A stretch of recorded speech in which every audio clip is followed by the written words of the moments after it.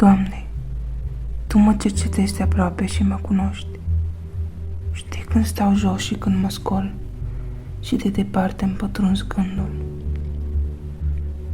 Știi când umblu și când mă culc și cunoști toate căile mele.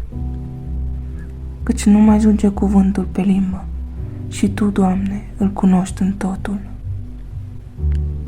Tu mă înconjori pe dinapoi și pe dinainte și-ți pui mâna peste mine. O știință atât de minunată este mai presus de puterile mele. Este prea înaltă ca să pot prinde.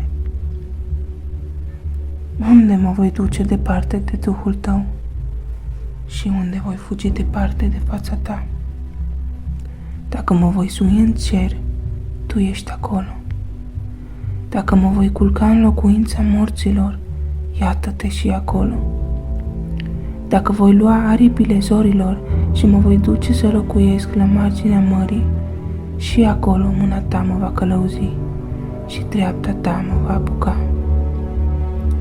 Dacă voi zice, cel puțin întunericul mă va acoperi și se va face noapte lumina din prejurul meu, iată că nici chiar întunericul nu este întunecos pentru Tine, ci noaptea strălucește ca ziua și întunericul ca lumina.